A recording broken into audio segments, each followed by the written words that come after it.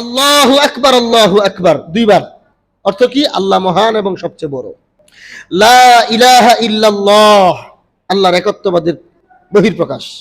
একমাত্র উপাসনা করতে হলে জমিনে আল্লাহরই করা হবে, আর কারো উপাসনা করা হবে না।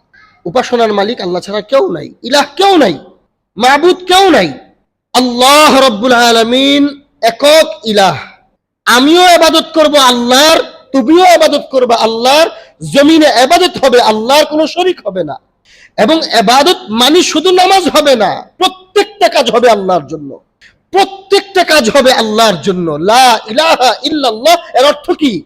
আমার জীবনের প্রত্যেকটা কাজ হবে আল্লাহর জন্য। ঘোষণা দেওয়া, সমস্বরে মিছিল করা, দেখা হইলেই আগে আল্লাহু আকবার আল্লাহু আকবার লা ইলাহা ইল্লাল্লাহ। ব্যবসা বাণিজ্যে দেখা হলে, ব্যবসায়ীরা একে অপরে দেখা হলে লা ইলাহা ইল্লাল্লাহ। ব্যবসা হবে আল্লাহর জন্য, ব্যবসার সিস্টেম হবে আল্লাহর জন্য, ব্যবসা করা হবে আল্লাহর জন্য এবং আল্লাহর দেওয়া নীতিতে। এটা হলো লা ইলাহা ইল্লাল্লাহ। লা ইলাহা ইল্লাল্লাহর সামগ্রিক অর্থ আমাদেরকে বুঝতে হবে এবং বুঝে তাকবীরে তাসদিক করতে হবে। এই কথাটা কিন্তু আল্লাহ কোরআনেও বলছেন, কুল ইন্না সালাতি ওয়া নুসুকি ওয়া মাহইয়ায়া ওয়া মামাতি লিল্লাহি রাব্বিল আলামিন। আমি যদি একদম সময় কম স্বাভাবিক ভাষায় বলি, তাহলে আমার শারীরিক ইবাদত, আমার অর্থনৈতিক ইবাদত, আমার জীবন এবং মরণ, এবং আমার ত্যাগ, আমার একটা মানুষ আমরা কষ্ট করি, প্রতিনিয়ত কষ্ট করি, ঘাম ঝরে, কখনো রক্ত ঝরে, পরিশ্রম করি। আমার প্রত্যেকটা পরিশ্রম হবে আল্লাহর জন্য, আমার প্রত্যেকটা ইবাদত হবে আল্লাহর জন্য।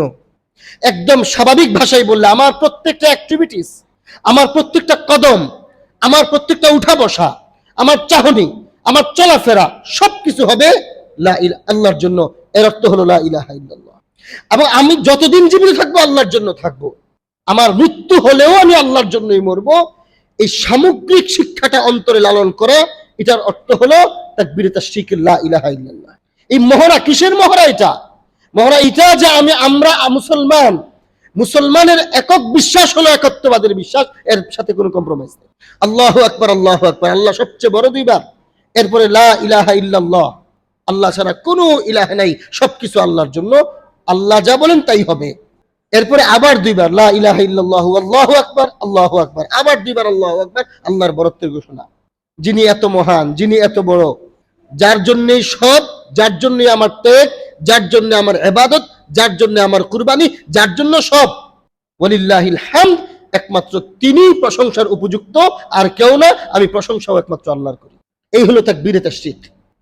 এটা প্রতিদিনই করতে থাকে। এটা যদিও ওয়াজিব না, কিন্তু সুন্নত, নফল, সাহাবায়ে কেরামের আমল ছিল, এবং একদম নিকট অতীত পর্যন্ত আরব বিশ্ব এই আমল ছিল।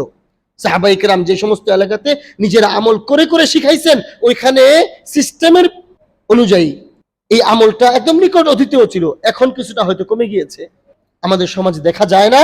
আমাদের প্রয়োজন আবার সেই ঘুমিয়ে পড়া, সেই ঝিমিয়ে পড়া এবং মৃতপ্রায় সেই আমলকে আবার জীবিত করা।